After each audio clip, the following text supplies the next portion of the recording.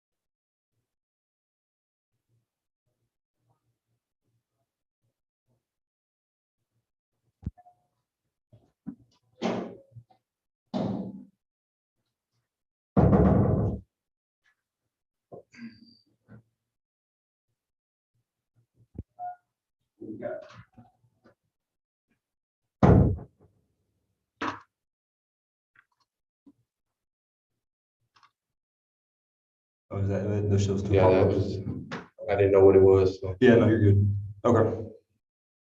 All right, all good. We just need to make sure that that one stays like it is Okay. and that one stays like it is, so that way they can see and hear you. Okay. But Miss Waynette has muted herself. Mr. Crane, Yes, ma'am. this is Miss Taberham out at the jail, and we are going to start in just a minute. We're waiting on your attorney. Okay.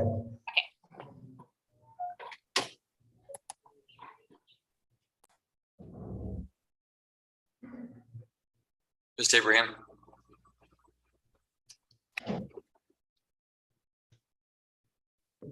Yes, Your Honor. Do we want to start with any of the local inmates? Sure. You All ready? right. And Mr. Crane, if you'll just stand by for us while Mr. Knoll logs in. As soon as he logs in, then we'll move on to your case, okay? Yes, sir. All right, thank you, sir. Mr. Schmidt, are you ready on your clients today? Yes, sir. I'm ready on all my points. Is there any order you'd like me to call? No, Okay. All right, Jonathan Bergen, CR 22-172.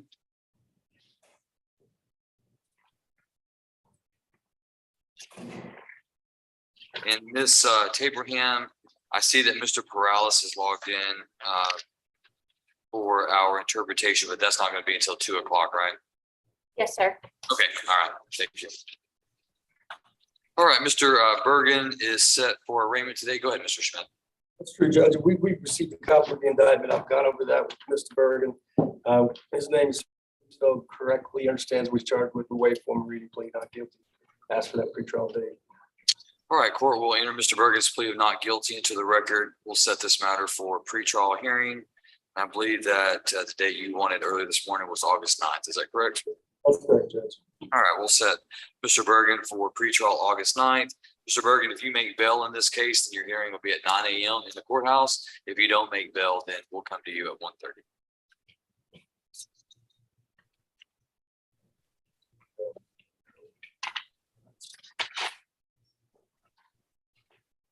Melody Dollar, CR 21-111. Ms. Dollar set for hearing on motion to revoke today, Mr. Schmidt. That's correct, Judge. Got some information, but I'm waiting on some discussions with the DA's office. If the court wants to set Ms. Dollar for the next contested docket, we'll probably be able to resolve it before we get there. Okay. Court will set Ms. Dollar then for evidentiary hearing on the motion to revoke or the contested docket rather, on Tuesday, July 26th at 1:30.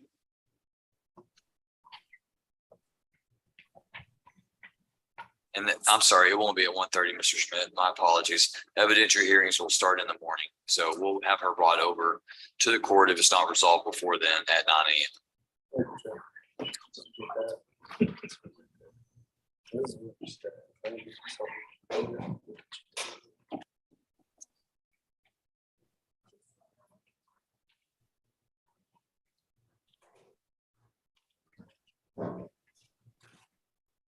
Ms. Abraham, Yes, sir.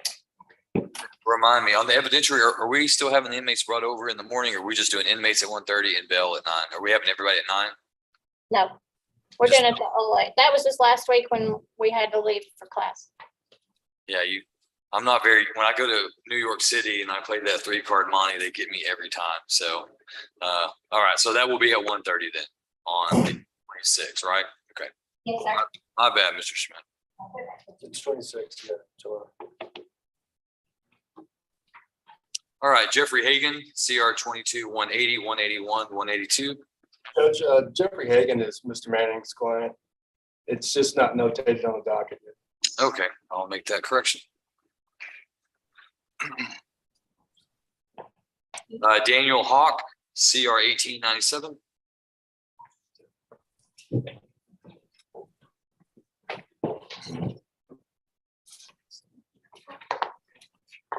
Mr. Hawk is set, hearing on motion to revoke. Yes, Judge, I make that same announcement as that we said on that July 26th docket. All right, court will set this for contested hearing on July 26 at 1:30. Just right there.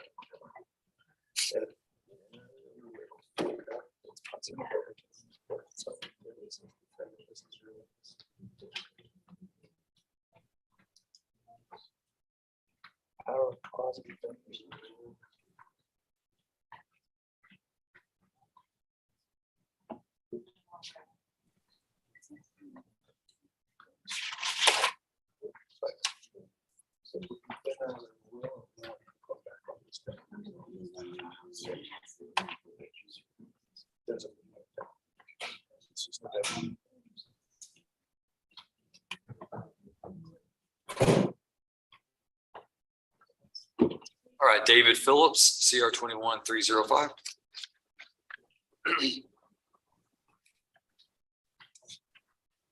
Mr. Phillips is set for arraignment. That's correct, Judge. I've received a copy of the indictment. His name spelled correctly. He understands what he's charged with. Wait formal reading, enter plea not guilty. Ask to be set for pretrial. On that, Right. Enters Mr. Phillips' plea of not guilty into the record. We'll set this matter for pretrial on August 9th at 9 a.m. I'm sorry, 9 a.m. if he's on bail, 1:30 if he is still in jail. So, Mr. Phillips, if you make bail in this case, then your hearing will be at 9 a.m. in the courthouse. Otherwise, it'll be at 1:30.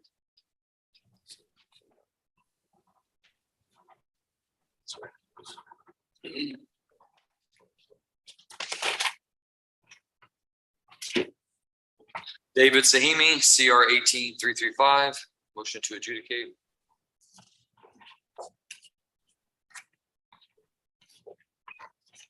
All right, go ahead, Mr. Schmidt. Judge, I'd ask that Mr. Sahimi be set on the July 26th date. Fairly certain we'll have pleas ready for that on that date. Okay, court sets Mr. Sahimi for contested hearing on July 26 at 1:30.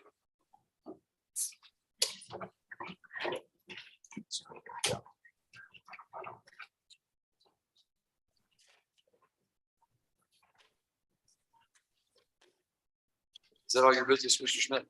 Be all my business, Judge. All right, thank you, sir. Your Honor, we're going to go get Mr. Maynerd Romero. I believe Leonardo's already on. Is that correct? He is. So y'all want to go ahead and move forward with that now, or do they need to speak offline? I need to just fill out paperwork. Just fill out paperwork.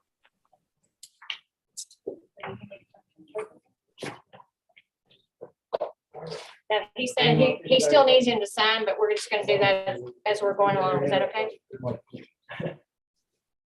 Explain that to me again. He needs to go over the paperwork. I don't want to go over the paperwork while we're doing the plea. I'd really put them in a breakout room. I've already explained to him, and Mr. Leonardo already explained to him the plea deal. They've already explained all of it to him, but they don't have his signatures yet. Okay, that's fine. Yeah, that's fine. All right, so what I'm gonna do is I've got Mr. Steele online, so while y'all go get him, I'm gonna bring his client up and we'll deal with that while you're bringing Mr. Ms. Young.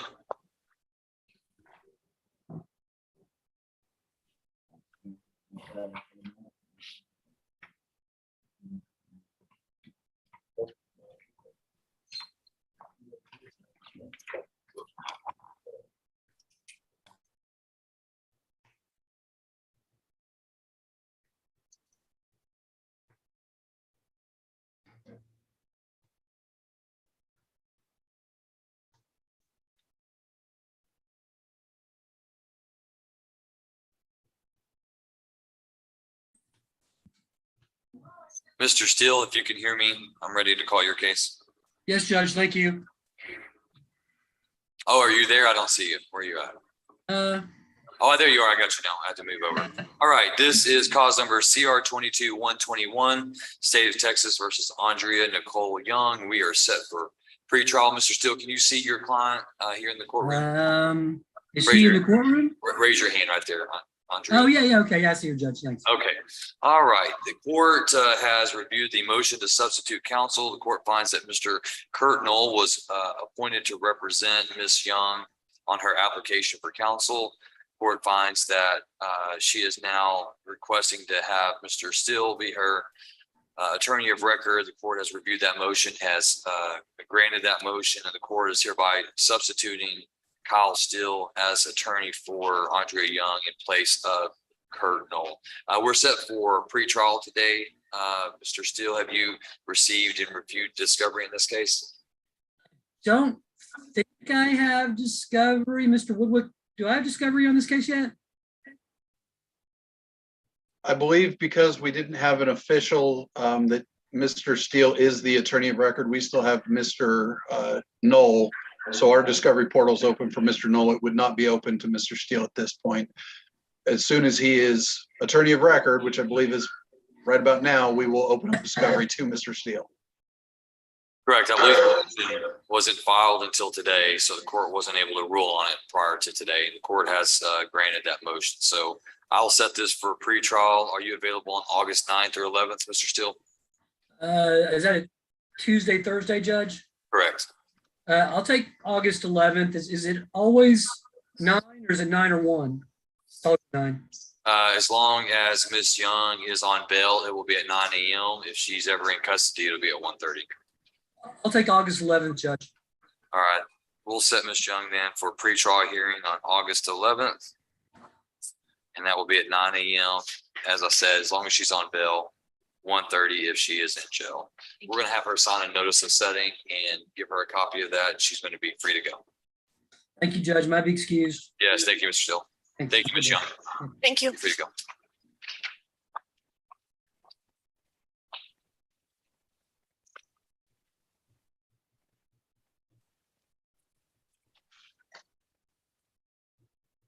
Ms. Abraham, do we have Mr. Green's client? No, sir, but we can get him, we have Mr. Maynerd Romero. He has signed his papers now. So if you want to bring Leonardo, Where's the other? it's over here. Okay. All right, I see it there. Okay, let me bring him.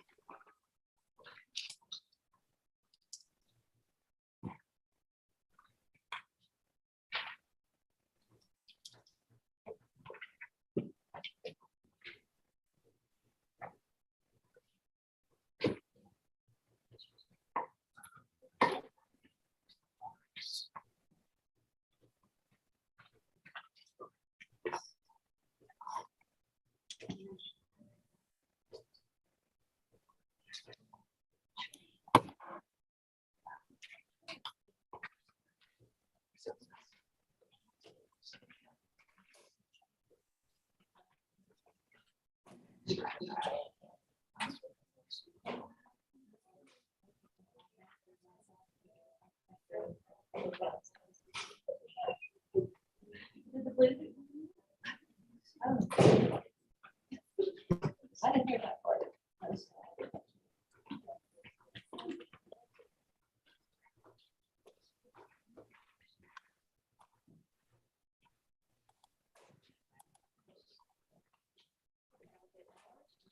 All right, good afternoon, Mr. Cross.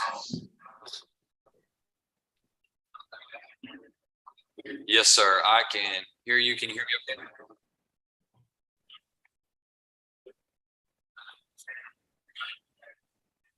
Yes, sir.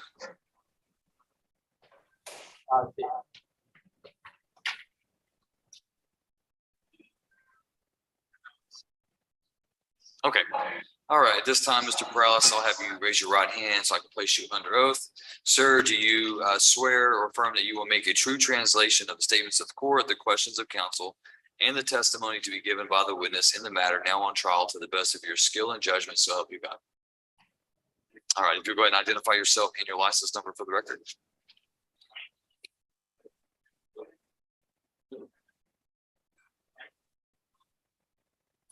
Thank you, sir.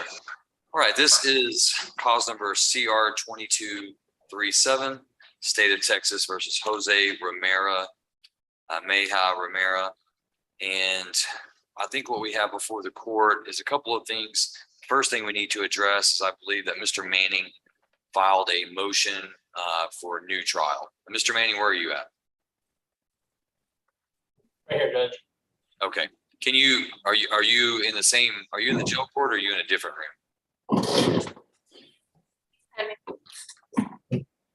It's either that or you should be able to come to the podium, Mr. Manning, however you want to do that, but Can you hear me? yes, I can hear you. I just couldn't see you. Okay.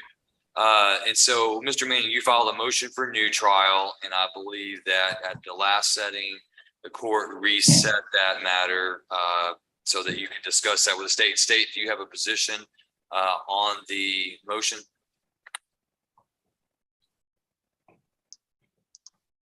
Your Honor, on the state, for the motion for new trial, the state is in agreement to that. Okay.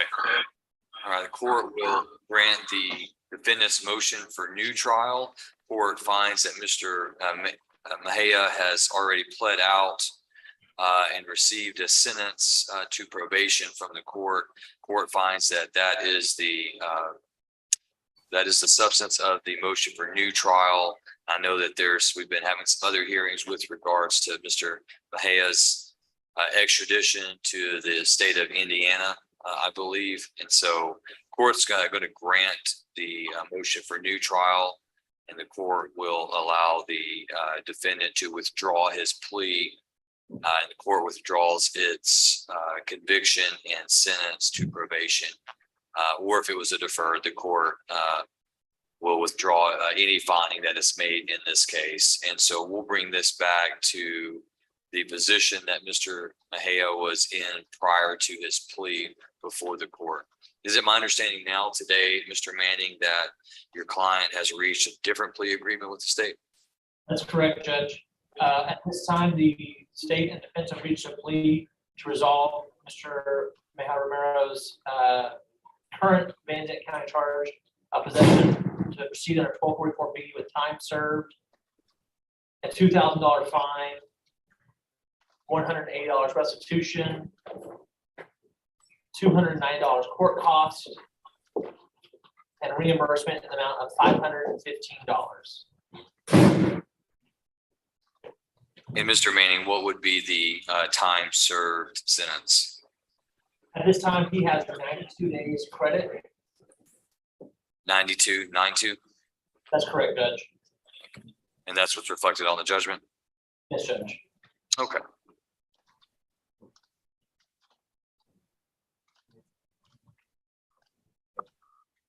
All right, Mr.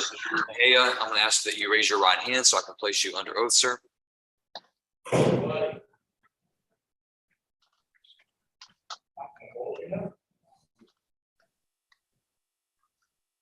Yeah, I think we've lost connectivity there.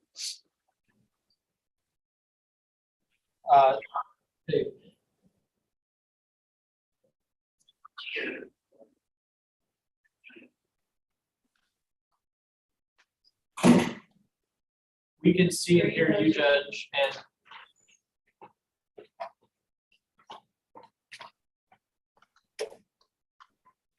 okay.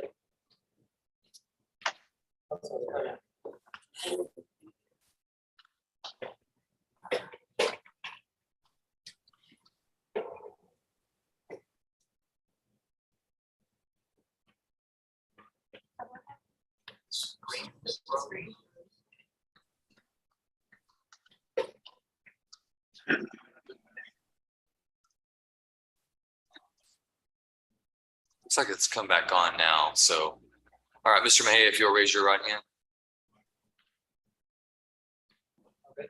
How about this, counsel? Can y'all just come to the podium? Just bring the laptop, come to the podium so we can use that. And it may be my hotspot. It may be, just bring the laptop to the podium. I've got my hotspot right here.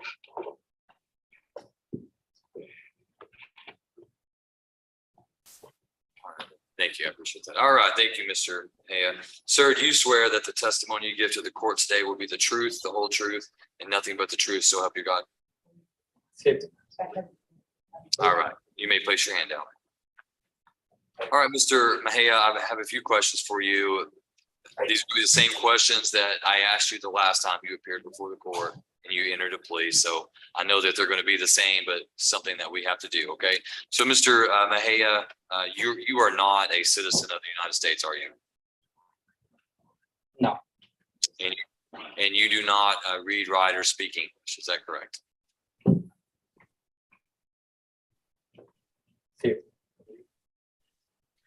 And in this proceeding, you are receiving the assistance of a licensed court interpreter to translate the English language to Spanish and Spanish back to English. Is that correct? Sí. And in this case, you're also represented by your attorney, Mr. Jonathan Manning. And I recall at our last hearing, you told me that you were pleased with Mr. Manning being your attorney. Is that right? Sí. I also recall that you informed me that you believed you had enough time to talk with him about your case and that you had all of your legal questions answered and that you understood everything that you had read and signed in our last hearing. Is that correct? Sí. Is that still true today?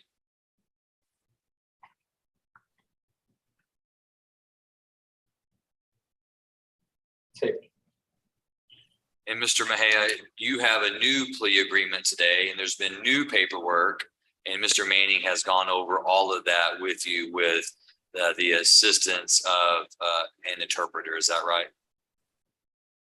Sí. And you understand all of the paperwork, the new paperwork that you signed that the court will be listening to today. Is that correct? Sí. And you were listening when Mr. Manning told me what the plea agreement was, that you would get time served for this offense. You would be convicted of this offense. The 92 days in jail that you've spent in custody, you'll receive credit for that time, that you'll have to pay a fine, restitution, court costs, and reimbursements. That's your understanding of the plea agreement, and that's what you're asking the court to enter as your new agreement in this case. Is that right? Sí. Okay. And Mr. Manning, you've spent a lot of time with Mr. Mejia regarding this case, ensuring that he understood what his rights were and the consequences, especially involving the extradition issues that are going on with the state of Indiana. Is that right? That's correct, Judge. And do you believe that he understands everything that's going on in this case, how that pertains to his rights, and do you believe him to be competent today? I do, Judge. Okay.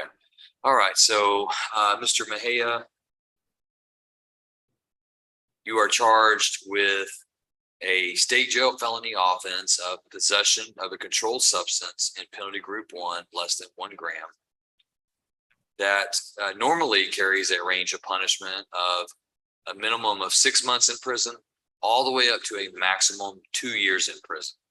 However, the plea agreement that you and your attorney have reached with the state of Texas is that your case, you would be convicted as a felon today for that charge.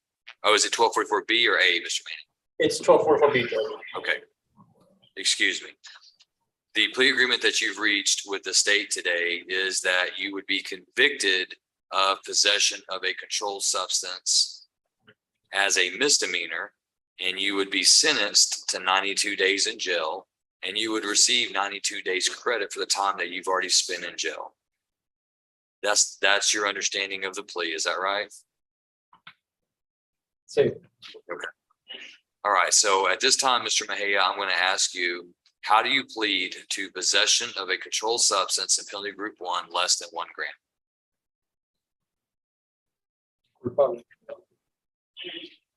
And are you pleading guilty because you are guilty of committing this crime? Sí. Mr. Mejia, has anyone threatened you, forced you, or pressured you to plead guilty to this charge? No. Right, the court will accept the defendant's plea of guilt, and the court takes judicial notice of his judicial confession. Mr. Manning, is there any objection to State's Exhibit? I'm going to call this State's Exhibit 2, just in case State's Exhibit 1 is ever reviewed from the last hearing. I'm going to call it any objection to State's Exhibit 2, the stipulation of evidence that supports this plea? No, Judge, and that stipulation is the same stipulation as was offered in States 1. All right, thank you, Mr. Manning. All right, then the State's Exhibit 2 stipulation of evidence is admitted. Anything further from the state? No, Your Honor. Anything further from the defense, Mr. Manning? Nothing from defense, Judge. All right, the court recalls the evidence in this case, and so the court finds that there is sufficient evidence to convict Mr. Mejia of this offense. The court will follow the plea agreement that he has reached with the state. Court hereby convicts Mr. Jose Mejia Romero of possession of a controlled substance at penalty group 1 less than 1 gram under section 1244B as a class A misdemeanor. Furthermore, the court assesses his punishment for said crime at 92 days in jail.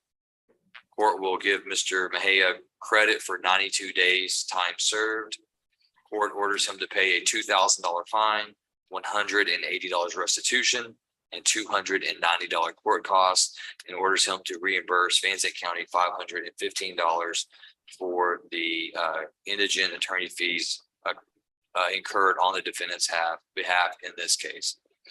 Mr. Mejia, you're hereby remanded to the custody of the Van Zandt County Sheriff so he can carry out the terms and conditions of the sentence. And Mr. Manning, I would just like to say on the record, I appreciate you going above and beyond to help Mr. Mejia with regards to his extradition matters. I know that was not within the scope of what was intended when you took the case. And so I appreciate your assistance in doing that. And I believe that the state of Indiana appreciates that. And once he is processed out here, then I believe that Indiana has already indicated that they will come down and formally extradite him based on the governor's one. So I want to say thank you for that. And Mr. Mejia, do you have any questions that the court or Mr. Manning can assist you with? No. Okay, all right. I'll have you step over, Mr. Mejia, with the deputy to be thumbprinted. Good luck to you, sir.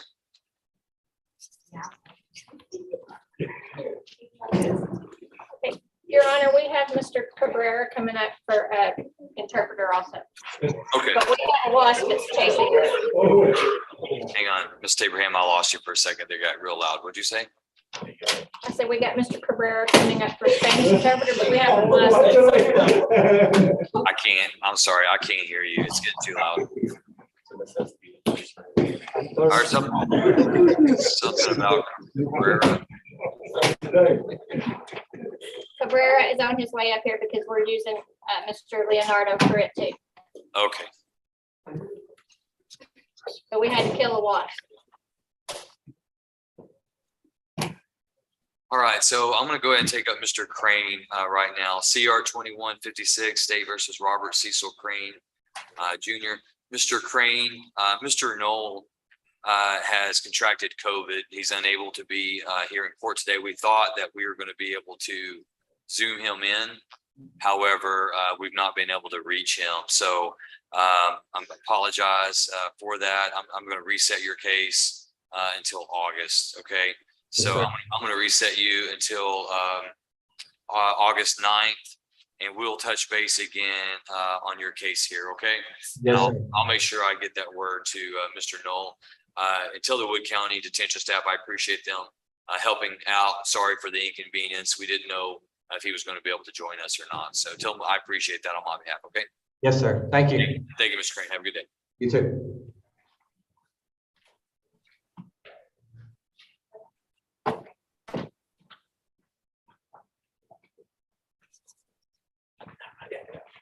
Oh, okay. Right here behind you, Mr. Maynard.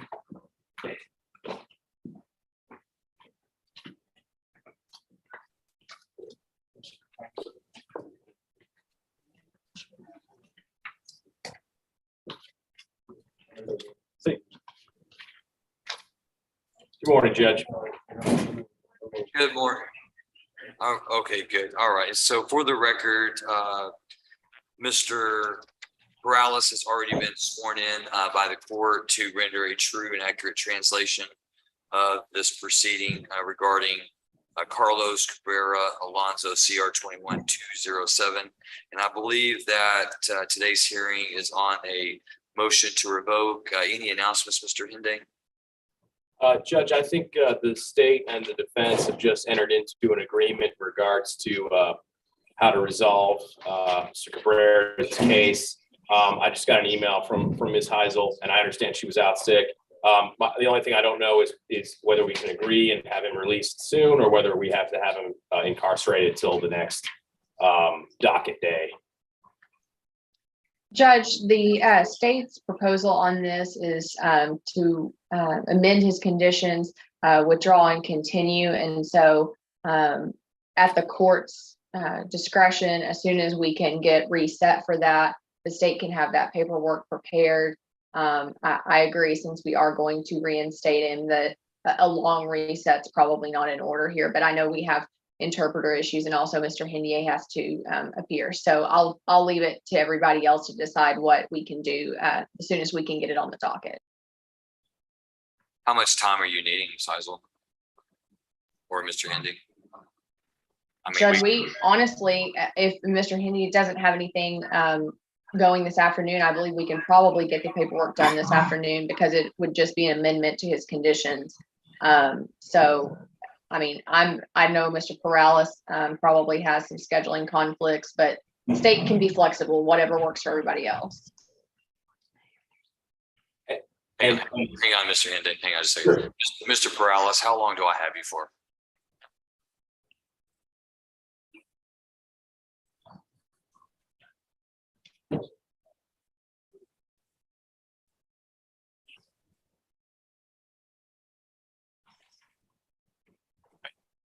And Ms. Heisel, is this something you think you can get done in the next 24 minutes? Judge, I think that's really a question for probation. I can email Ms. Burns the amended conditions. We'll need to get his back time credit. That's really the only thing I think would take time. Everything else I think should be able to be done in pretty short order. Go ahead, Mr. Judge, I'm out here to have this handled today, and I know my client wants to get out soon, so I'm happy to stay around to handle it. And I also have my paralegal here who speaks Spanish if you'd like to use him as an interpreter. I just want to make him available to the court. Okay. Yeah, I appreciate that. Unfortunately, I have to have licensed interpreters. If your paralegal was licensed by the Supreme Court, I can do that. Otherwise, I have to rely on my licensed interpreters like Mr. Morales. So, so it's going to be an amend, continue.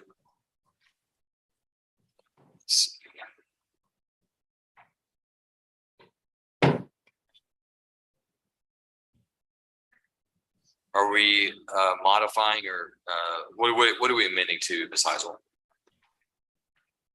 Your Honor, the amendment would include his back time credit taken as a condition of probation, and additionally adding 6 months of intensive supervision as a condition of probation. But you don't know what the time is at this. I don't yet. I'm asking Ms. Abney to pull that for us.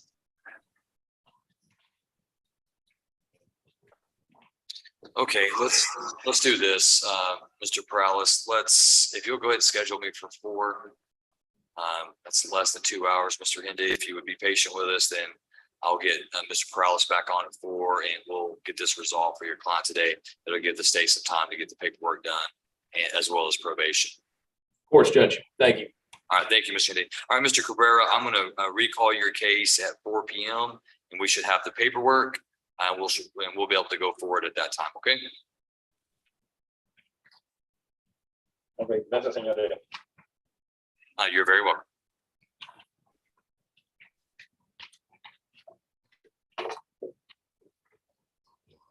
Thank you, Leonard. I do appreciate you.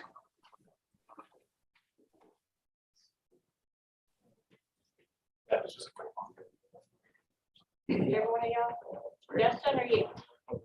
I just got one. That'd be great. Thanks, John. I got a bunch of things, so. Okay, thanks, John. Your Honor, we're ready on the writ on Dupree with Mr. Weiner. All right, let me pull that up real quick.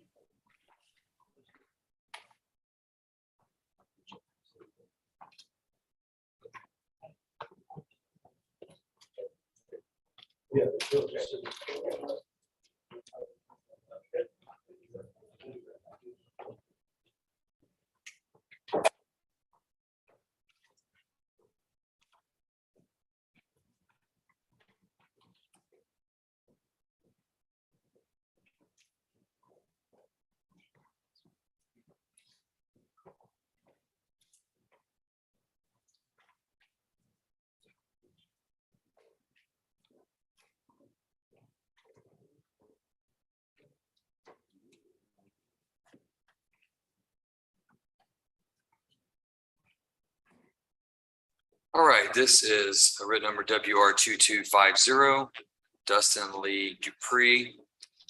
And Mr. Weiner, you're gonna be calling your client today at all? Yes, for the limited purposes of bond reduction, Judge. All right, Mr. Dupree, if you'll raise your right hand. Sir, do you swear that the testimony you give to the court today will be the truth, the whole truth, and nothing but the truth, so help you God? Yes, sir, I do. All right, you may put your hand down. Court will acknowledge that Mr. Dupree is being called for the limited purposes of the writ regarding bond reduction. Go ahead, Mr. Thank you. Your name is Dustin Lee Dupree, is that correct? Yes, sir. And how old are you, Dustin? 31. And your father was in the military, but once y'all settled down, where did you actually kind of grow up? Fruitville, Texas. And that's obviously nearby. Yes, sir. And you attended Fruitville School, is that right? Yes, sir. Though you didn't graduate, you ultimately got your GED from TVCC, is that correct? Yes, sir. And what were you doing for work before these allegations? I was working for a trailer sales company called Regal Trailer Sales right off of Interstate 20. And what were you doing for them? Mainly maintenance and doing yard work. We would get a shipment of trailers in, I'd move them around, fix them up, fix paint on them, do repairs on I guess, customer trailers that brought them in. And how long had you been doing that work?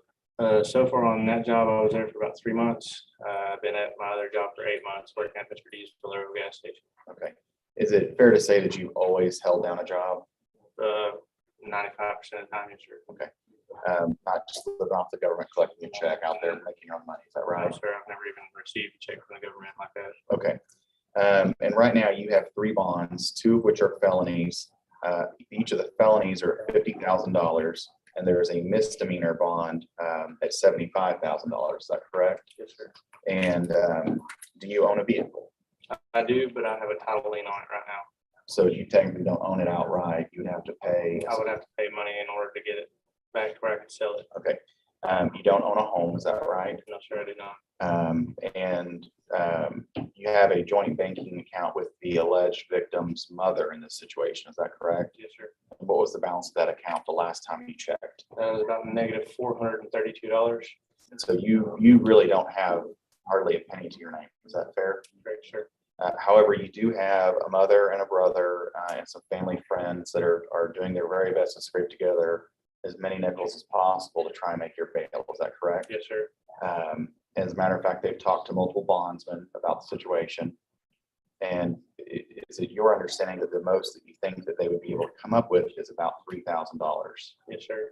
And that might even still take them 30 days. So you may not even make that. Yes, sir. You understand that if you were released on bond, that you were to have no contact with the alleged victim in this case. Yes, sir. And we don't even know where the alleged victim is. I have no idea. The mother is, at least the best of our knowledge, homeless. That I have no idea. I know that the alleged victim, whenever I was taken into custody, they told me there was I guess like a restraint order on an address in Bryan, Texas, which is about 3.5 hours, I guess, away from here. So, but you understand that you are in no way to have any contact with either the child or the mother, who's your ex-girlfriend. Is that correct? If you were released on bond, where would you live? there's an ex-colleague of mine, used to work at First Monday with him a few years back, putting up tent canopies, I guess, for vendors. He lives in Wills Point, right off of 47. There's a little county road, dead end road. He's done offer me a place to stay. If not there, then my brother and my mother have both offered me a place to stay. And none of the 3 people you just mentioned are convicted felons. Is that correct? No, they're not. Okay. And so if you did live with your ex-colleague, you'd be working with him setting up tents. Is that right? Sure. And you understand that you would be responsible for making it to and from court, potentially reporting before court as well. Yes, sir. And you're willing to comply with any and all terms and conditions that this court would see fit if you were released. Is that right? Yes, sir. And then prior to these allegations, I mean, this is the first time you've ever been in jail. Is that right? No, this is the second time I've ever been in jail. It's the first time in 12 years. Okay. Last time I was in jail was in 2010. And what were you convicted of back then? Forgery of a financial instrument. And what was the result of that? Did you? I did 3 years deferred adjudication probation with 210 hours of community service, and I think it was $4,500 in restitution fees. Did you successfully complete the probation? Yes, I did. So you were not convicted then? Not that I know of. Okay, but you've been on probation for 3 years, successfully completed it. Yep. Okay. Your Honor, at this time, I pass the witness. Thank you, Mr. Weiner. State. Thank you, Your Honor. Mr. Dupree, I showed that you've been in jail about 33 days on these charges. Does that sound accurate to you? Yes, ma'am. I've been here since June 2nd. June 2nd. Okay. Your Honor, I would pass the witness. All right. Mr. Weiner, any argument? Your Honor, I guess that my argument is that though he has been in trouble once before, he has shown, even in this county, that he can comply with conditions of probation. He has a job lined up, a place to stay. He understands the no contact order. Realistically, you've got 2 felony bonds of $50,000 each and a misdemeanor bond set at $75,000 each, which just doesn't make a whole lot of sense. Respectfully to whoever set the bond. At the end of the day, I ask that you reduce the bonds by 50% and at a very minimum, put the misdemeanor bond at an appropriate level in accordance with what the felonies are set at, Judge. All right. Thank you, Mr. Weiner. State, any response? Your Honor, I would just like to correct the record really quickly. So the misdemeanor bond is actually set at 50,000. One of the felony bonds is set at 50,000 and one of the felony bonds, the state jail, is set at 75,000. So the total is correct, 175,000 on all 3 bonds. But I just wanted to correct the record that the misdemeanor is at 50,000. I see. And then, Your Honor, the state has also sent proposed State's Exhibit 1 to both Mr. Weiner and to the court. That is the affidavit of probable cause on the arrest warrant.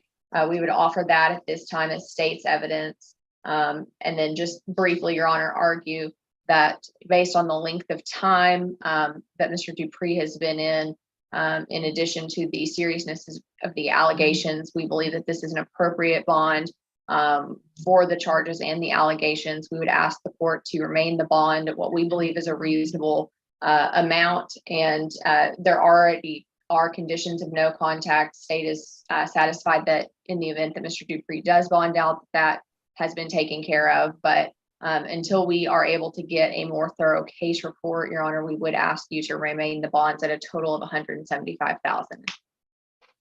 Mr. Weiner, you want to respond to that? First of all, we have no objection to phase 1. It's a public record. The state provided it to me around lunchtime today, so I've got a chance to review it. I would just say, Judge, the fact that he's been on probation before has shown that he can follow rules and guidelines.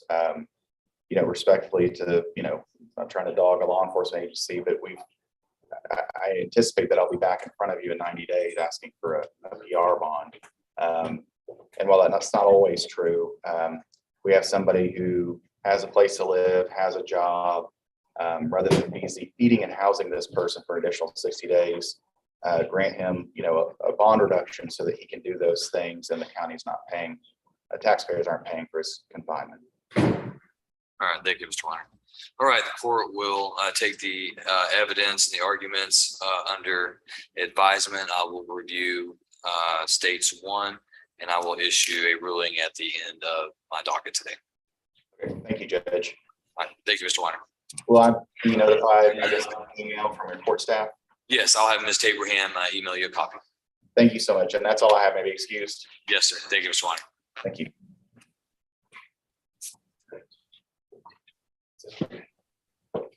Okay, cool. Yeah. Great. Thank you so much.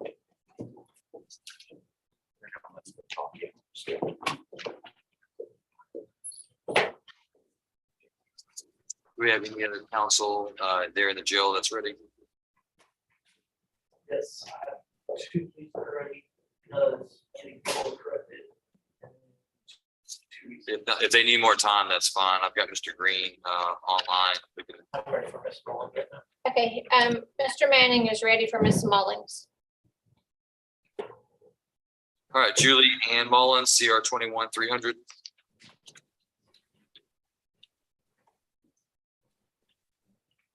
Ms. Mullins is set for arraignment. Yes, Judge, her name is spelled correctly. She understands the charge against her. At this time, we're going to be pleading guilty and going forward to the agreement. So what is the plea agreement in this case? Judge, it is conviction on possession of a controlled substance, 1 to 4 grams, PG1. That was by indictment. It's a 3rd-degree felony. Range of the agreed plea bargain is 10 years, probated for 5 years, a $3,000 fine, $108 restitution, $209 court costs, $585 reimbursement. Any other cases, 1245, anything of that nature? No, Judge, but this will be running concurrently with her probation out of Wood County. All right, Ms. Mullins, if you'll raise your right hand, I'm going to place you under oath. Ma'am, do you swear that the testimony you give to the court today will be the truth, the whole truth, and nothing but the truth, so help you God? Yes, sir.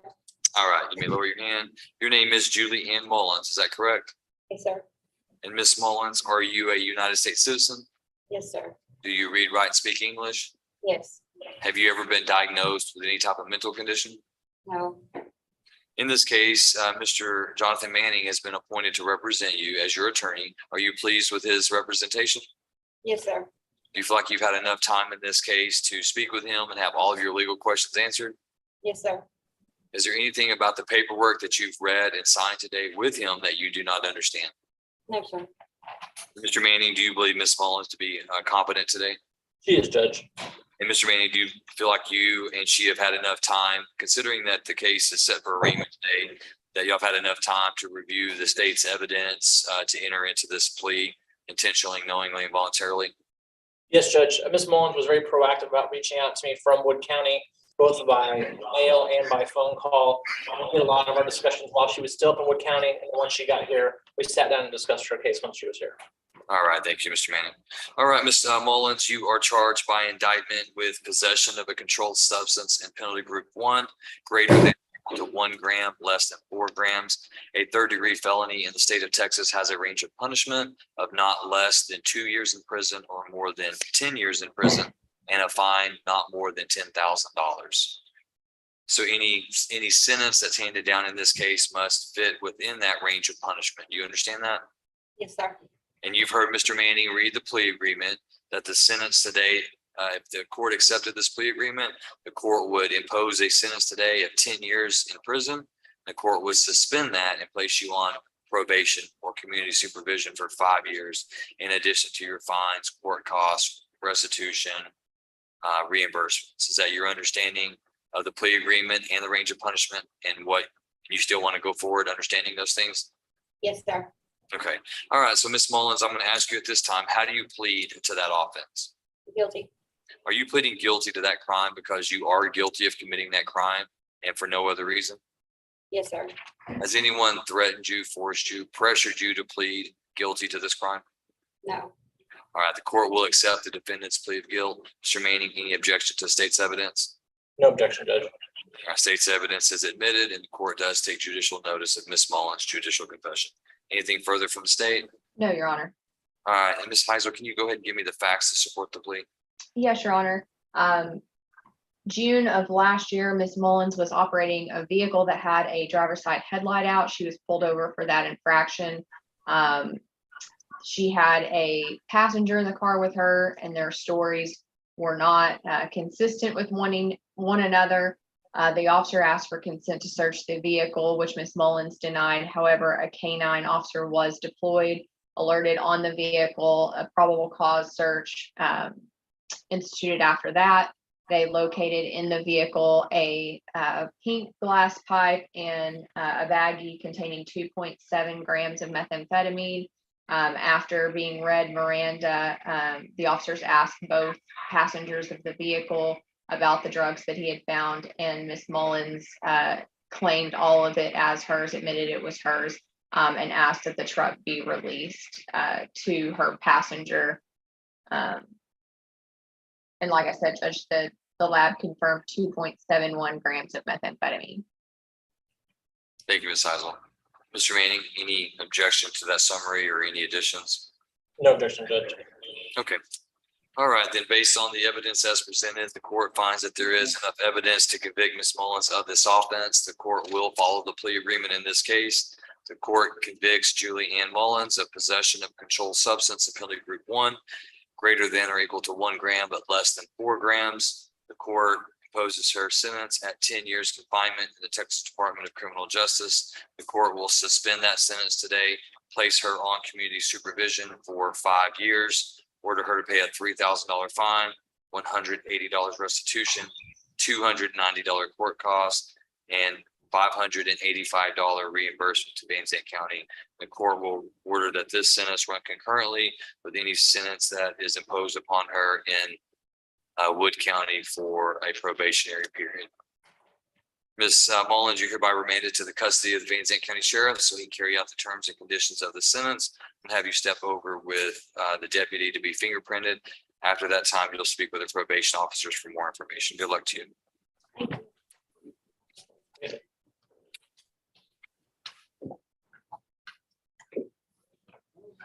Judge, we're also ready on Mr. Joseph Parks. Okay. Ms. Tabraham, Yes, Your Honor. I see that Mr. Morales has rejoined our Zoom. Do you know, is there any reason for that? Not to my knowledge. I thought we said 4 o'clock. Yeah, let me bring him back in and see. Maybe there's an issue. Peggy would just get She just needs the balance. Ms. Burns just needs the balance from Ms. Cassell. On what? I don't know what you're talking about. What are you talking about here? Mr. Morales?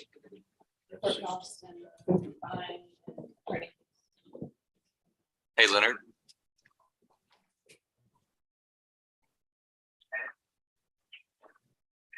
Okay. So, great. Okay, excellent. So, State, do you have any update on Mr. Hindy's client? I'm sure.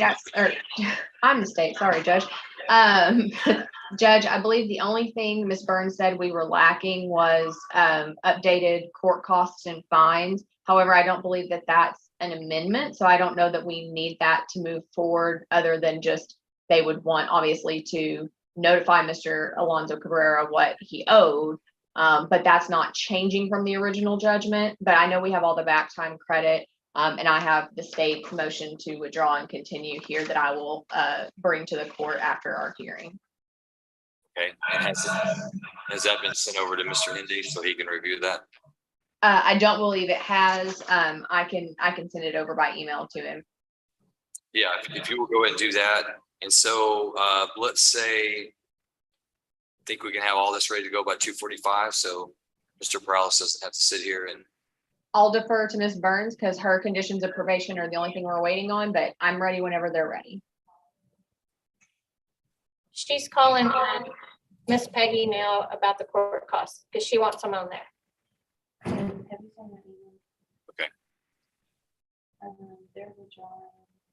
So let's do this, Mr. Morales. Let's say 3 o'clock. 3 o'clock. That'll give us 30 minutes to wrap up all the paperwork, and that'll still get Mr. Hindy out and his client out an hour earlier.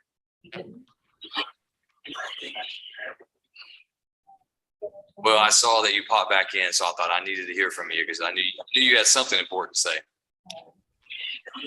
All right, thanks, Leonard. Mr. Judge, I'll go scan this motion to Mr. Hindy immediately. Okay, and if Mr. Hindy's in there, if he's not in there, if you'll just let him know that we'll get it done at 3 instead of 4. Can you do that, Ms. Heisel? Yes.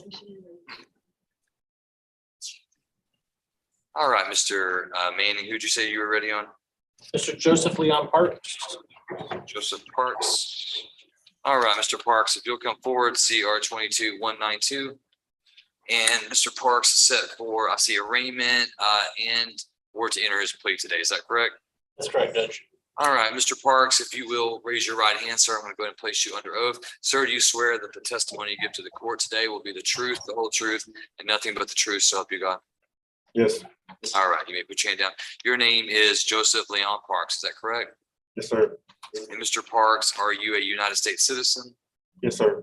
Do you read, write, speak English? Yes, sir. Have you ever been diagnosed with any type of mental condition? Yes, sir. In this case, you're represented by your attorney, Mr. Jonathan Manning. Are you pleased with his representation of you? Yes, sir. Very Do you much feel so. like, good. Do you feel like you've had enough time to discuss your case with him and have all of your legal questions answered? Yes, sir. Is there anything about the paperwork that you've read and signed today that you do not understand? Yes, sir.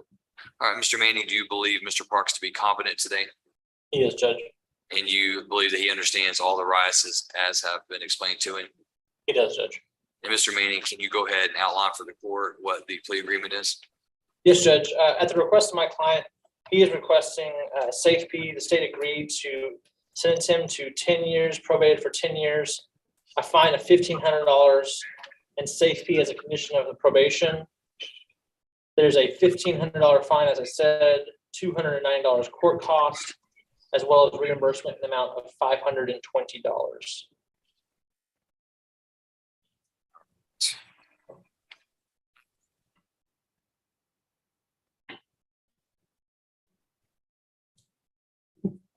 All right, Mr. Parks, you've heard what Mr. Manning has said. The plea agreement is, that's what you're asking the court to approve today. Yes, sir.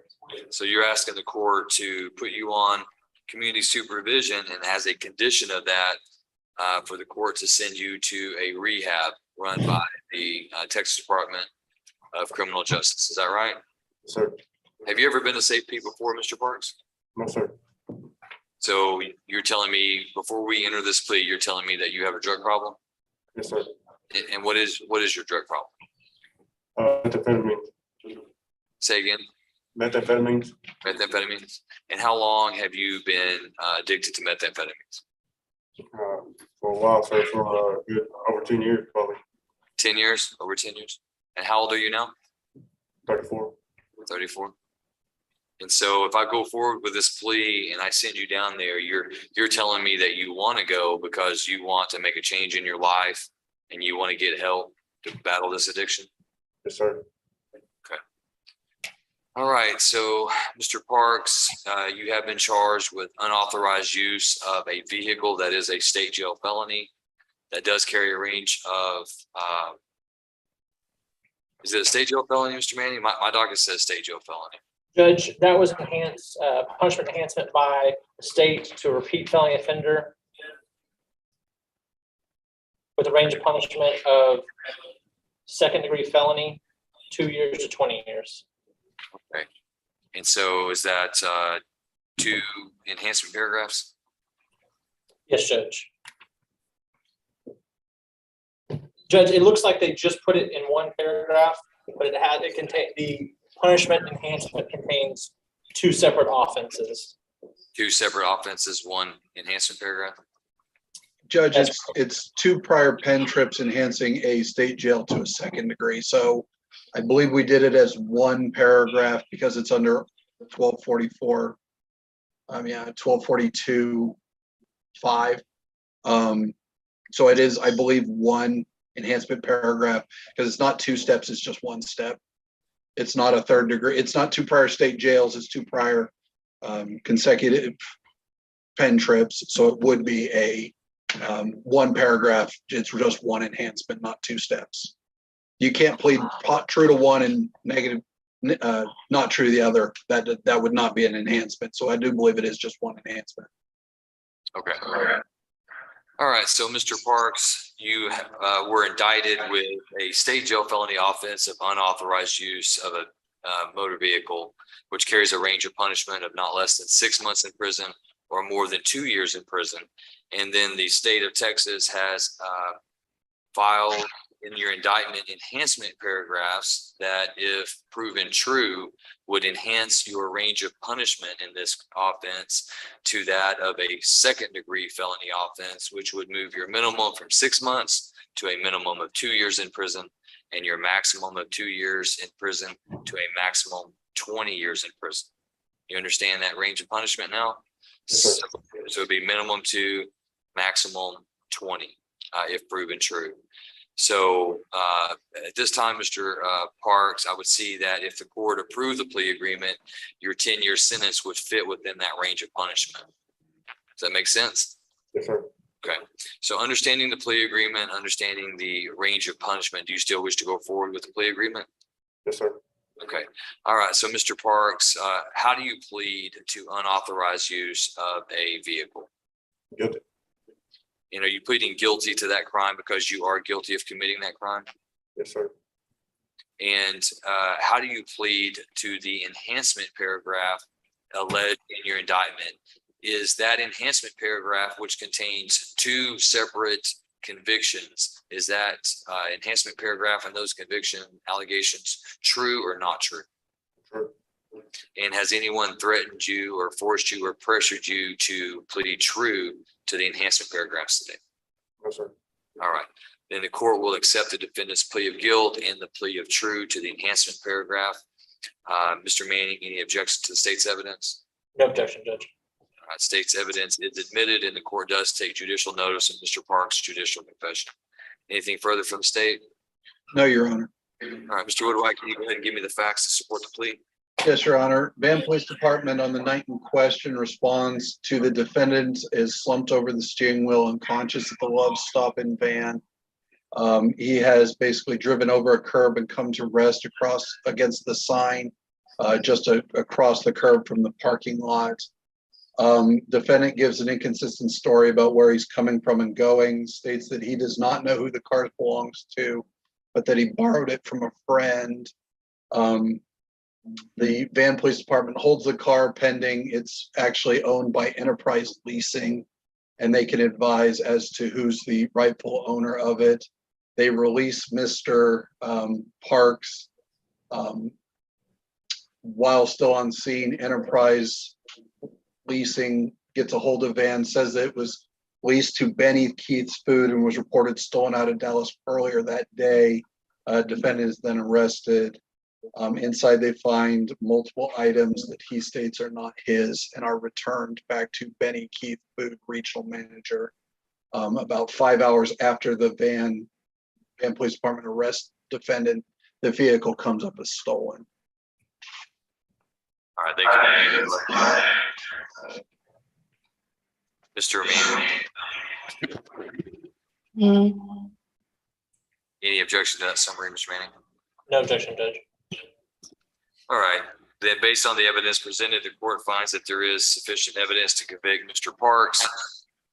Court hereby, following the plea agreement, convicts Mr. Joseph Leon Parks of unauthorized use of a motor vehicle, finds the enhancement paragraphs the enhancement paragraph to be true, assesses his punishment as in accordance with the plea agreement and under the range of punishment for a second-degree felony at 10 years confinement in the Texas Department of Criminal Justice Institutional Division. Court will suspend that sentence and place Mr. Parks on 10 years community supervision.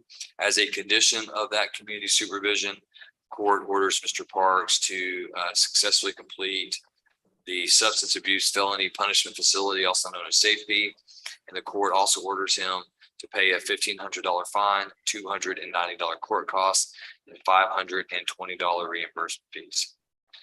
All right, Mr. Parks, you're hereby remanded to the custody of the Van Zandt County Community Supervision and Corrections Department so they can carry out the terms and conditions of the sentence.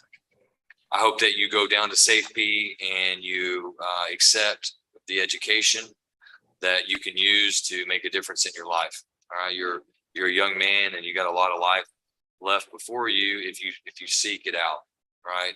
But I guarantee you that methamphetamine will shorten your life. It doesn't mean that it's going to kill you, but it's going to shorten the quality of life that you have left. You understand? Yes, sir. So I wish you I'm saying wish you luck. It's not really about luck. It's about hard work. It's about going down there, opening up, accepting it, understanding your addiction, and learning to fight against it. Okay? All right, step over with the deputy, be fingerprinted, and then the probation officers will give you more information.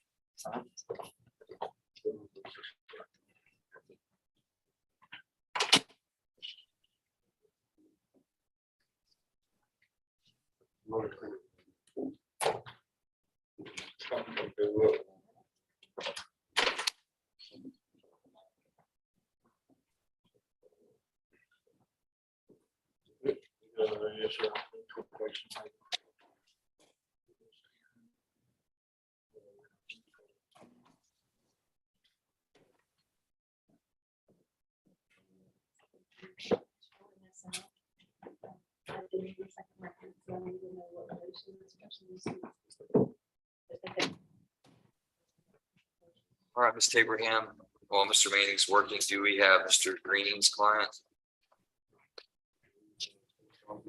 Your Honor, they're in process of bringing it right now.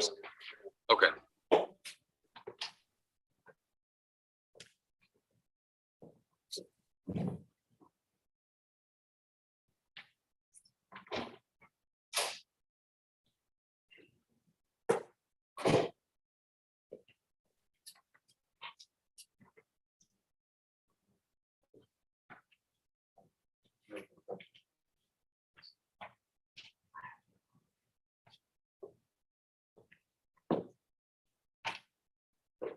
Good afternoon, Mr. Green. Doing well, Your Honor. How are you? Hey, I'm doing fine. I'm not sure who set court docket on July 5th, but he's been verbally reprimanded, I promise you. And he's not going to make that mistake next year. Well, not in the morning anyway. I understand. I think Mr. Smith is being brought up here in just a second, so he should be walking in. Okay, thank you. You bet. Yeah, that's right at the top, location.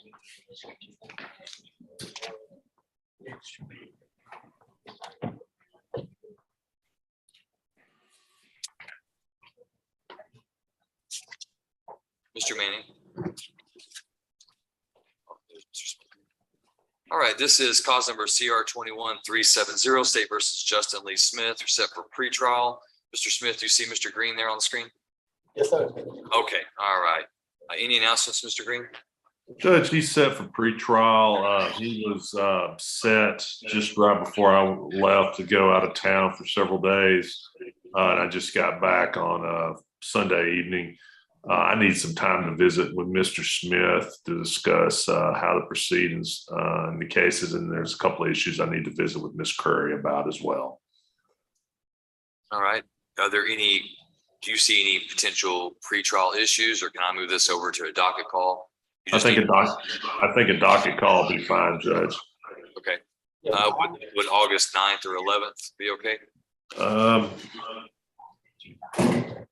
think either of those dates would be fine, Judge, if I can look at my calendar just to make sure. Yeah, go ahead. Mr. Smith, what did you say? Can I get a bond? I'll let you talk to Mr. Green about that. Yes, sir.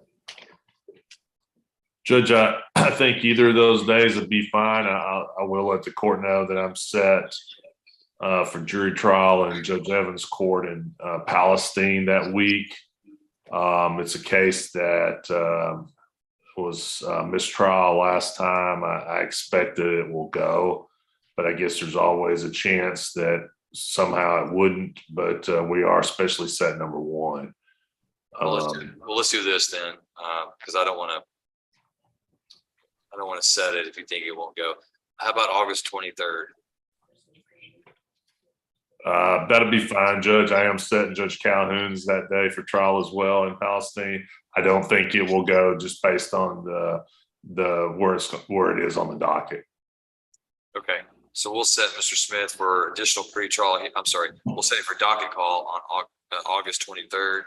That'll be at 1:30. If Mr. Smith makes bail, that'll be at 9 a.m. Mr. Smith is inquiring about having a bond set.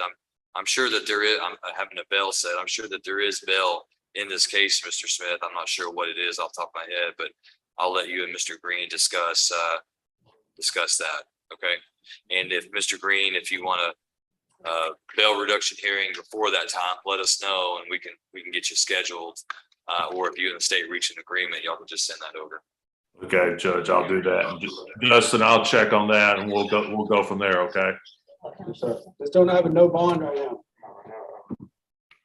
I'm trying to bond. I'll check on that, Justin. Thanks, sir. All right, thank you. Thank you, Your Honor. You're welcome. And Mr. Green, if you want me to check right now, I can do that for you.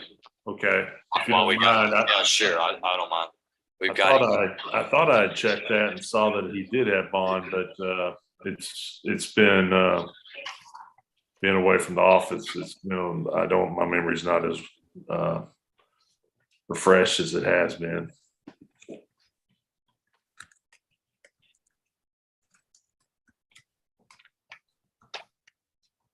I wouldn't anticipate that he would have a no bond on a third degree.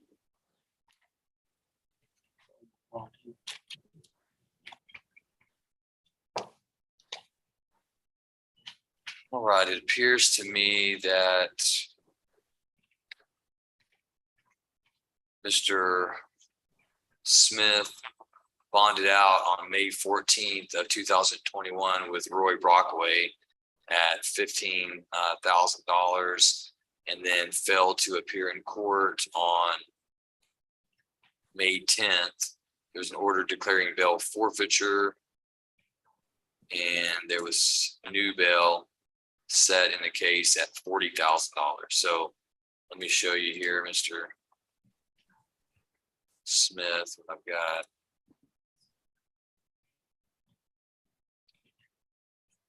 So there's your bail right there. So you don't have a no bond. You have a $40,000 bail right there. Okay. And that was raised from 15 because you didn't come to court when you were supposed to. All right. So I'll let you talk the rest with Mr. Green. Okay. Thank you. You're welcome. Thank you, Your Honor. You're welcome, Mr. Green. We'll see you. Have a good day. Good.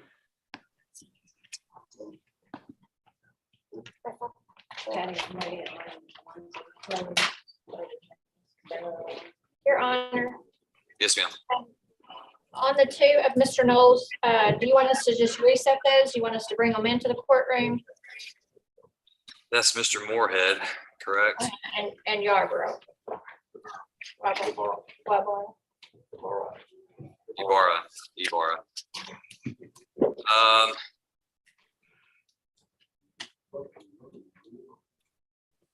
We don't know how long Mr. Knoll may be out, do we? And they've been saying 5 days, so 19th would be 14 days. We'll look on the 19th to see what we've got going.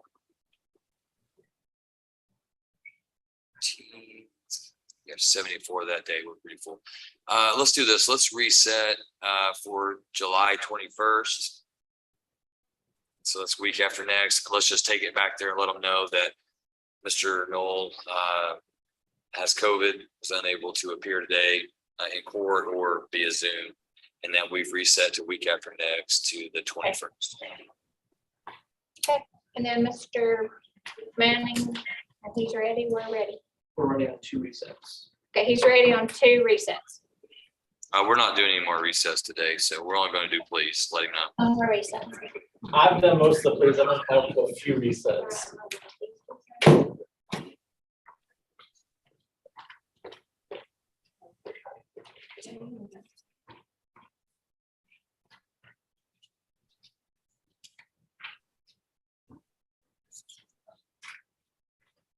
All right, who are you ready on, Mr. Manning?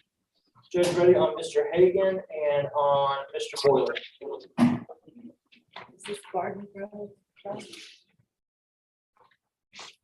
All right, Gerald Boylan, CR 2288, CR 22-167, 168, 169, and 170, I believe.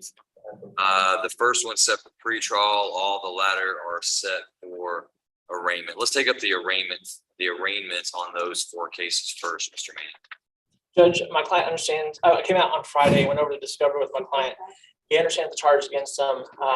His name is spelled correctly, and at this time we're pleading not guilty to those. we've entered into plea negotiations with the state.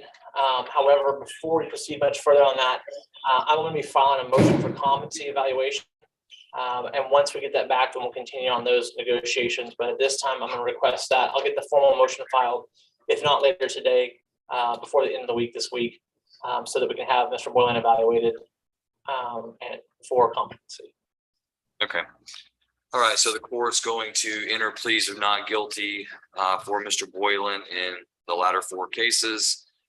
And we will set those cases and the former case set for pretrial for status on competency. And you said you haven't filed that motion yet, correct, Mr. Manning? I have not, Judge. All right, so how about we set these for August 23rd in hopes that that gives you time to file your motion and supporting affidavit. And then that would give the court, if it grants it, time to get that to Dr. Ingram and give him time, hopefully, to get a report back to us before that time. It'll be cutting it close, though. Yes, Judge. I have noticed that Dr. Ingram has been very prompt with getting his reports back. So I think we should be able to follow within that deadline. Okay. All right. So we're going to set competency status for August 23rd.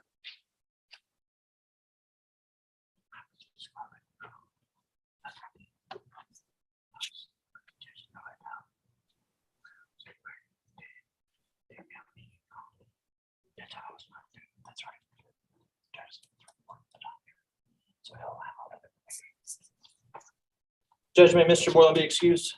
Yes, he may.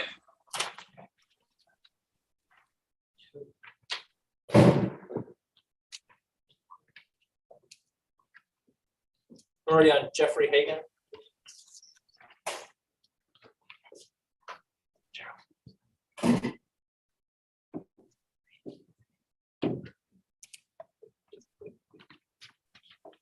Say Jeffrey Hagan. Yes, that's under Mr. Schmidt's name. That's right. He told me. All right, this is cause number CR 22 180, 181, and 182, State versus Jeffrey Ray Hagan.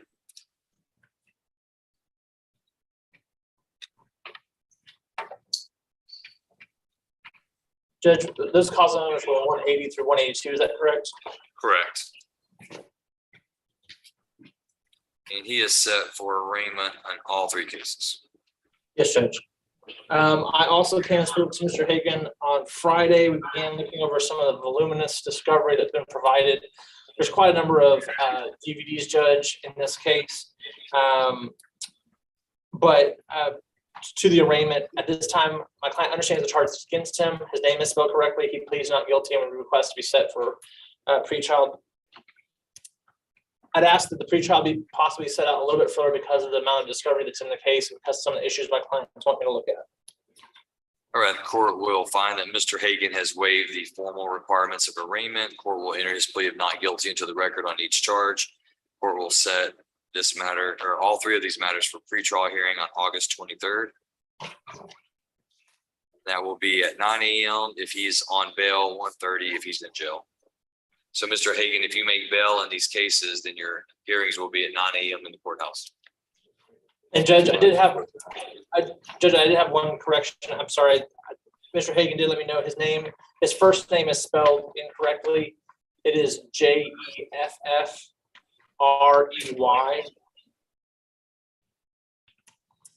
Okay. Jeffrey, and then Ray Hagan. Ray and Hagan spelled correctly. Is that right? Okay. And Judge, state would make an oral motion that we amend the indictments on those by interlineation, and state will also change its internal records to make sure any future plea paperwork properly spells his name. Mr. Manning, any objection to the state's oral motion to amend the indictment? No objection, Judge. All right. There being no objection, the court will grant the state's oral motion to amend the indictment to reflect the correct spelling of the defendant's name, first name to Jeffrey. That's correct, Judge.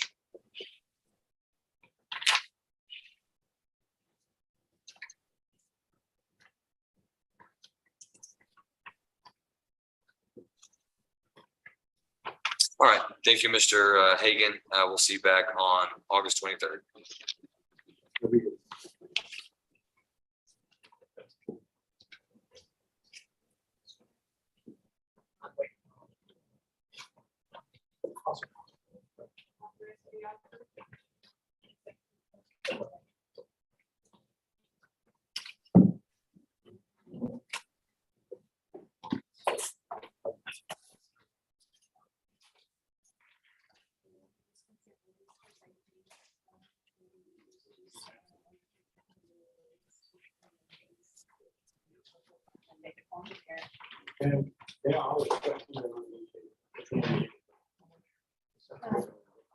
Usually it's Woodsboro, yeah.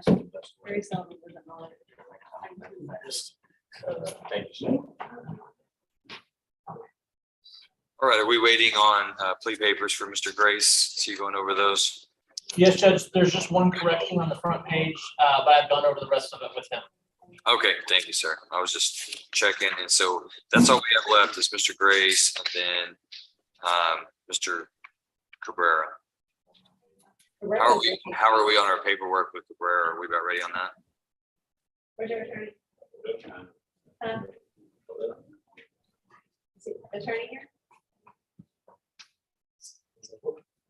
His paperwork's been ready.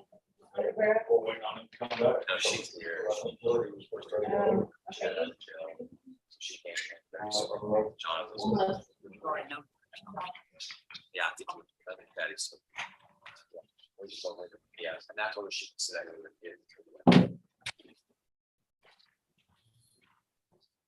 Ms. Abraham, have you communicated to Mr. Manning that Ms. Rios is here this afternoon? Okay, Soon as he's finished, he's coming over there.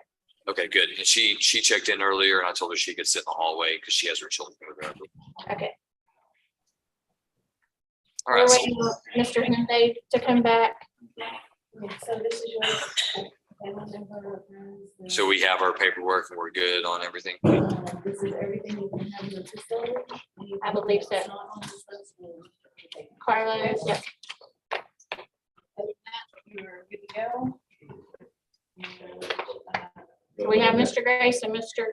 Cabrera. Okay, so as soon as the lawyer comes in, I'll bring him in. But he's not back yet. Yes. Because you're through with that.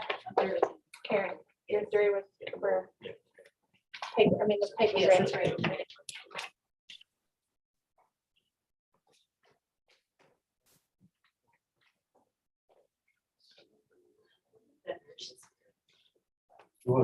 She was in a few minutes. I saw her.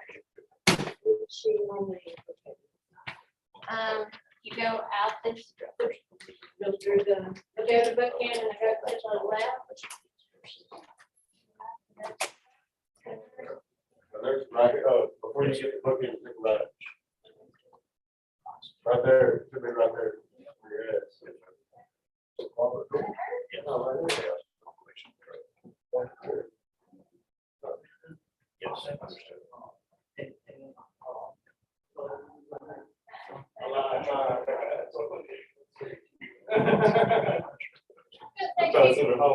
He's way back there in the back.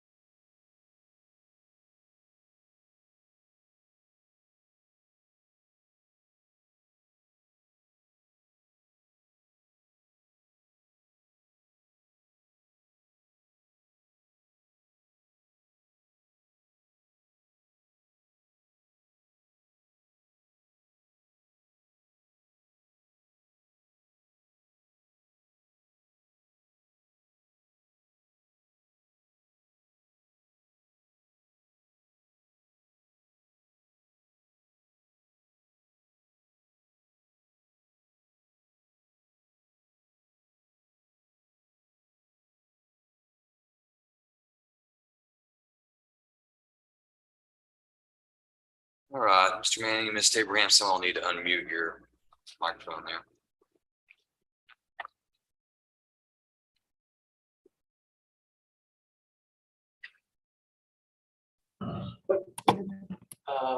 Should be working, Judge. All right, thank you. All right, this is cause number CR 2167, State versus Matthew Dale Grace. Mr. Grace, if you'll raise your right hand, I'm going to place you under oath. Sir, do you swear that the testimony you give to the court will be the truth, the whole truth, and nothing but the truth, so help you God? I do. All right, you may lower your hand. Mr. Grace, are you a United States citizen? I am. Do you read, write, and speak English? Yes, sir. Have you ever been diagnosed with any type of mental condition? No, sir. In this case, you're represented by your attorney, Mr. Jonathan Manning. Are you pleased with his representation of you? Yes, sir. You feel like you've had enough time to discuss your case with him and have all of your legal questions answered? That's correct. Is there anything about the paperwork that you've read and signed today that you do not understand? No, sir. All right, Mr. Manning, do you believe Mr. Grace to be competent today? Yeah, Judge. You've explained the paperwork and his legal rights to him. I have. And you believe he understands all of those things and the important waivers that he would be making today. Yes. All right, Mr. Grace, you are charged by indictment with a third-degree felony offense of possession of a controlled substance of penalty group 1 greater than or equal to 1 gram less than 4 grams. That carries a range of punishment of not less than 2 years or more than 10 years confinement in the Texas Department of Criminal Justice and carries an optional fine not more than $10,000. Mr. Manning, can you outline the summary of the plea agreement? Yes, Judge, this is actually a revocation of probation from October 23rd of 2020. Sorry, that's the date of offense. The community supervision was granted on December 14th of 2021 for that third-degree felony of possession of controlled substance penalty group 1, 1 to 4 grams. My client will be pleading true to counts B, L, M1, M2, M3, and O. And the plea agreement, upon pleading true, the defendant's community supervision will be revoked. Punishment will be assessed at 2 years confinement, TDCJ, institutional division, as well as a balance of financial obligations. That balance at this time, my understanding is $2,500 fine, $380 court cost, $180 restitution as DPS. And my client has 355 days credit time. All right, thank you, Mr. Manning. I wasn't aware. It said plea on mine. It didn't say MTR, so it didn't trigger me to go look at that. So I appreciate that. Well, and Judge, we appreciate, I contacted Ms. Abraham yesterday, and she was able to fit Mr. Grayson on today's docket. Okay. All right, and does your client waive the formal reading of the state's motion to revoke community supervision? He does. All right, and I think he's pleading true to all counts. Is that correct? That's correct, Judge. All right, and I see here now that I'm reviewing the motion that there's been 6 counts alleged. I'll tell you what I do. Let me share the screen so it'll make it easy for Mr. Grace.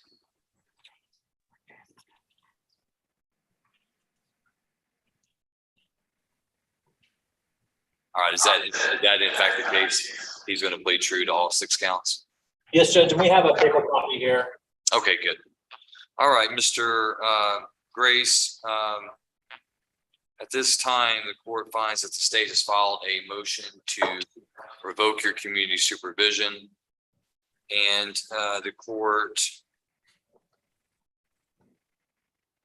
finds that Mr. Manning you have waived the formal reading of the state's motion to revoke community supervision. So at this time, Mr. Grace, I'm going to ask you, how do you plead to counts 1, 2, 3, 4, 5, and 6 as contained in that motion? Are those counts true or not true? They're true.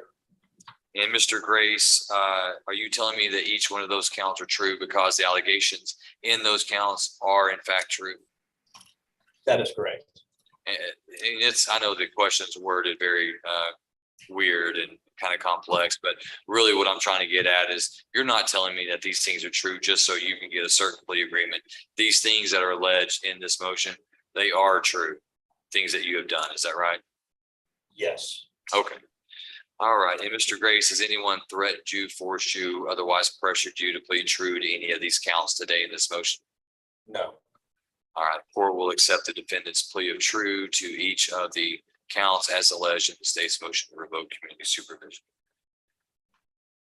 Mr. Manning, is there any objection to the admission of Mr. Grace's plea of true to each count in this case? No, thank you, Your Honor. All right. Court will accept his plea of true, and court will also admit the defendant's waiver of rights and plea of true as state's exhibit A. Anything further from the state?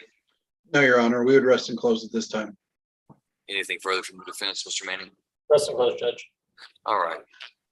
Court finds based on the evidence that Mr. Grace has violated the terms and conditions of his community supervision. Court finds each count alleged in the state's motion to be true.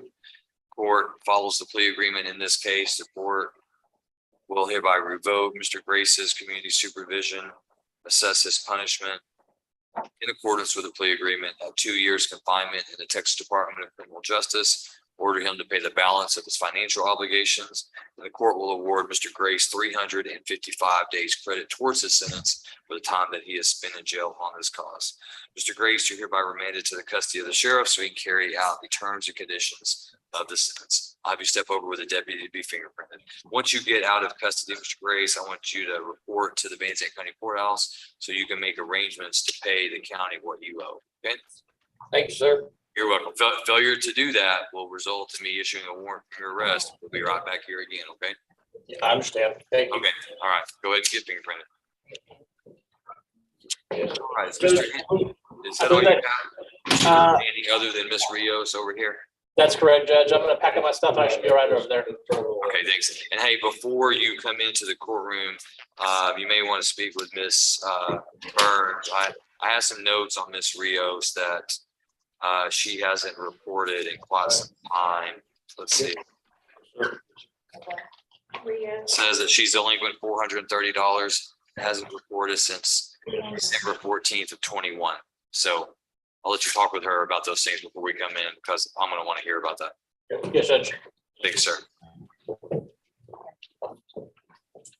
All right, is Mr. Cabrera ready? No, sir, Mr. Hyundai has not returned. Thank you. Okay, is he outside? Where's he at? Judge, I've sent him an email. I've also called his office to ask them to contact him by phone and let him know we're ready as soon as he is, but I've not received a response back from either of those. Okay, Mr. Perales, Mr. Hyundai stepped out. The last he heard was going to be 4 o'clock, so I'm not sure. He may be attending to some business, but we're trying to get a hold of him. As soon as we can get him in, we'll do that. So you're welcome to black out your screen and do what you need to do. I don't want to keep you indisposed. All right, so we do have the paperwork ready for Mr. Cabrera. All that's good to go. Yeah, we can do his home and dance or something if you want. Can you go ahead and tell me what the back time is going to be for Mr. Cabrera? I'll have to have Miss Burns Or tell Ms. you. Ms. Tabram, can you read Yeah. it? 113 days. All right, so In we're going county jail from January the 20th to 4/6/21, and then 5/31 to 7/5. all right, are we extending it all or are we just amending for that back time? Yeah, just amending for that back time and adding the intensive supervision for a period of 6 months. All right, 6 months. Court costs are 165. Fine in the amount of 4,500. Attorney fees is 0. Used to pay $120 a month. Starting in August, first day of August. Okay, good. All right, as soon as we get Mr. Hyundai, then let me know and I'll just sit here and wait, okay? All right, thanks, sir. All right.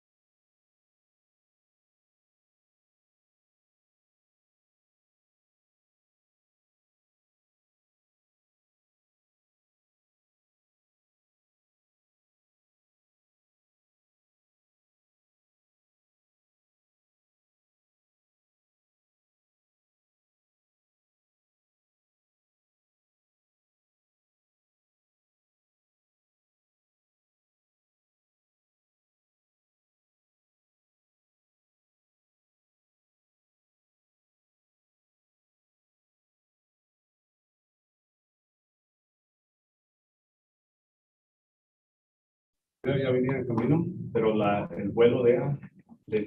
Honor. Oh, that's fine.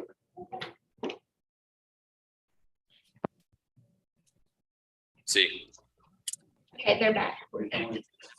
Hi, Judge. All right, Mr. Hendy. So I guess good news. We'll get you out of here before 4 o'clock, hopefully. Thank you, Judge. I'm just going over with him right now. Yeah, go ahead. We just lost our thing again.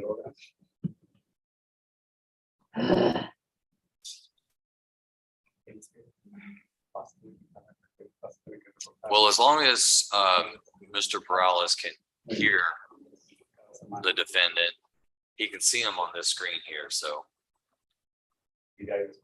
And then he-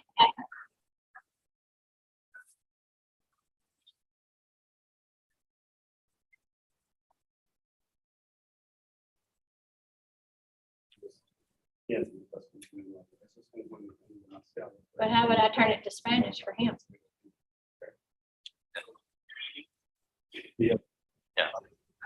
Yeah, just don't worry about the video. We're just worried about the audio.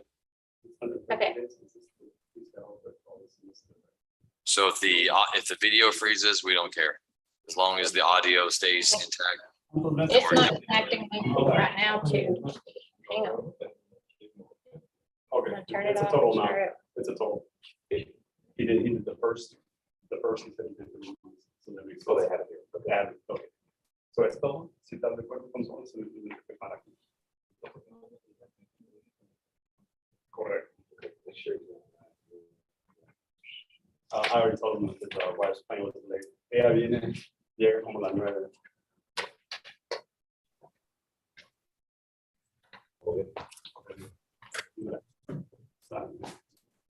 Ma'am, we're all signed up here. Okay, we're ready, Judge. Go ahead.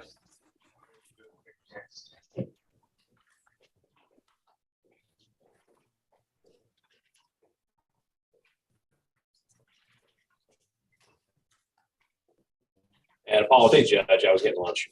Oh, no problem. Okay. All right. Good, excellent. All right, Mr. Perales, if you'll go ahead and state your name and license number again for the state, the court will note that you've already been placed under oath to make a true translation.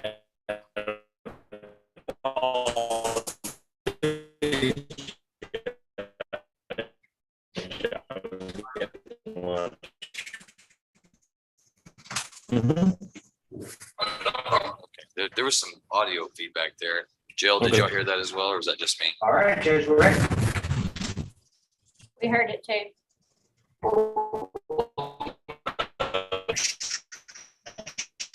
Are you hearing that, Mr. Perales? That's us. All right, make sure that's muted. Okay, we've lost our signal again. Well, I'll tell you, audio feedback. All right, Judge, we're ready. I heard it, Judge. Does somebody have a replay? Is somebody replaying it on YouTube in the jail court? No, all it's here is Odie and Miss Burns and I. We're not playing nothing. Yeah, because I'm hearing all of our dialogue again. She says we're working. No time to play.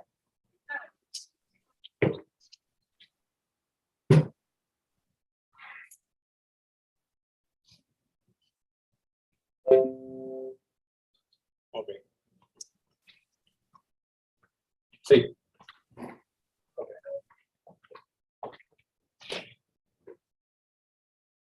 Okay. Let's just all think optimistically at the same time. Here we go. All right, this is cause number CR 21207, State versus Carlos Cabrera Alonso. This is a hearing on Mr. Cabrera Alonso's motion to revoke. The court recognizes Mr. Leonard Perales as the court's licensed official interpreter.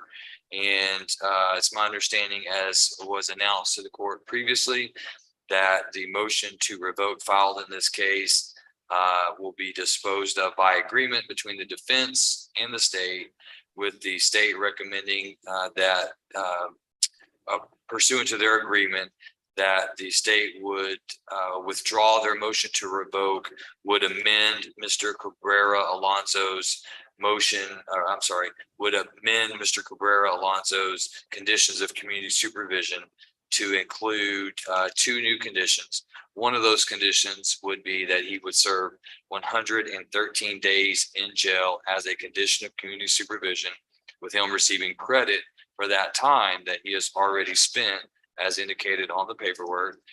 In addition, that he would be placed on intensive supervision for a period of 6 months, and he would be ordered to pay the balance of his financial obligations, including any additional costs incurred due to this new motion to revoke. Is that your understanding, Ms. Heisel? Yes, Your Honor, it is. Mr. Hendy, yours as well? Yes, Judge. Okay, so the court has reviewed the state's motion to revoke.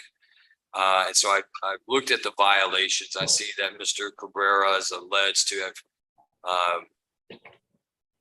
consumed cocaine, marijuana, and that he left the state without permission. And it seems to me that pursuant to this agreement that he would be indicating that all of those things are true. But I would like to hear from Mr. Cabrera Alonso, or you, Mr. Hendy, as to why the court should follow this agreement and extend him, considering in my view, those are pretty serious violations. And Judge, if I could just clearly correct the record really quickly. We have allegations of cocaine and alcohol, but I do not see in the state's motion or in the violation report any allegations of use of marijuana. Okay, my mistake, cocaine and alcohol. That's correct, Judge. Those are the allegations we have. And, Judge, I'm glad you're asking, because I do want the court to be aware.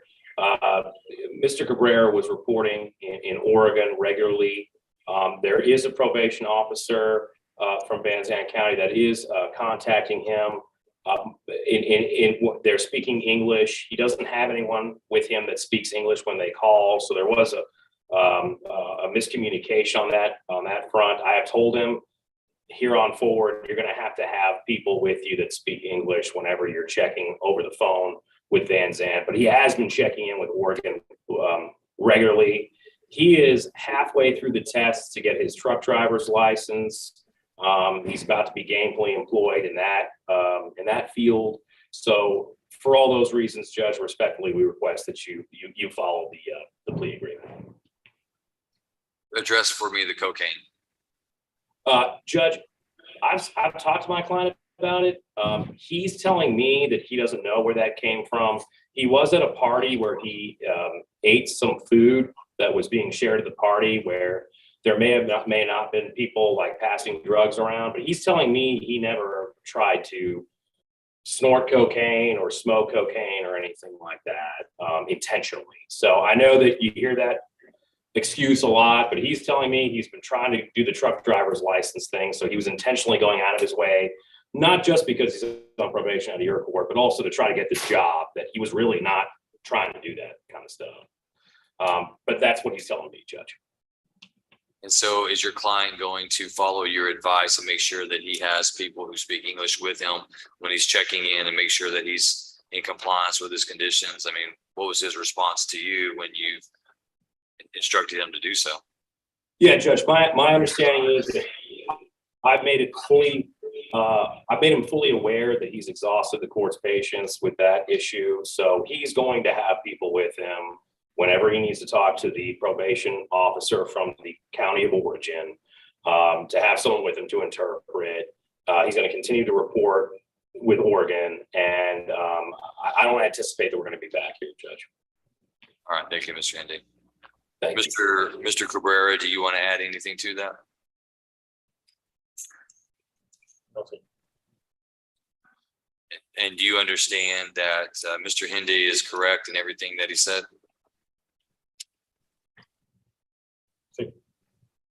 So you understand that I expect you to make it possible so that so I want to make sure that you understand that the language barrier is something that you have to overcome. It's not something that we have to overcome. It's not something the government has to overcome. It's you. And if you want to stay on probation And if you want to have your freedom, that's something that you will work to overcome. And you do that by what Mr. Hende has instructed you to do. Do you understand that?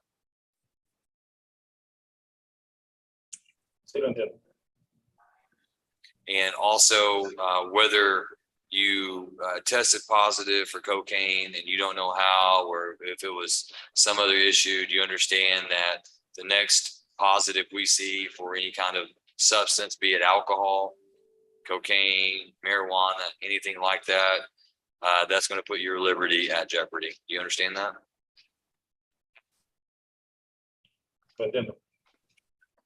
Okay. All right, then based on the evidence and the agreement between the parties, the court will grant the state's motion to withdraw the motion to revoke. The court will amend the conditions of community supervision for Mr. Cabrera Alonso to include 113 days confinement in the Van Zandt County Jail as a condition of community supervision. The court will award him credit for the time that he has already spent in jail for 113 days. Court also amends to require him to be on intensive supervision for the next 6 months. And the court will order him to pay any new costs incurred due to this motion to revoke. So the court will sign that once it's presented. And Mr. Cabrera Alonso, I want you to make sure that you are doing everything within your power to comply with your conditions of community supervision. And does he's telling me he's welcome. And if he has any questions for the court or Mr. Hende or anything that we need to talk about now that he doesn't understand, now is the time to talk about it. I think we've addressed every issue, Judge. I think he's fully aware about the language barrier and zero tolerance on how substances are absorbed into the body. All right. Thank you, Mr. Cabrera. Thank you, Mr. Hende. Appreciate your patience. I'll get that signed as soon as I can. Thank you, Judge. You're welcome. We'll be adjourned in this hearing. So they residing in Oregon? Yes. Thank you, Mr. Perales. I appreciate you working this in. Hey, Mr. Perales, before you go, I heard that there was stellar reviews from your presentation last week.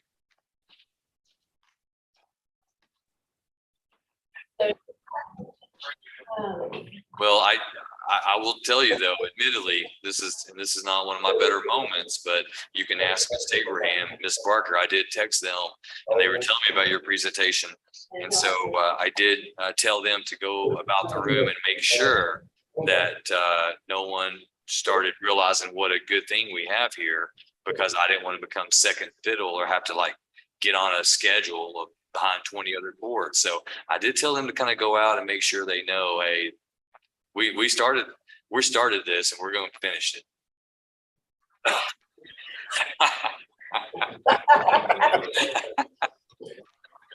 Thank you, Ms. Perales. Bye, Mr. Perales. See you later.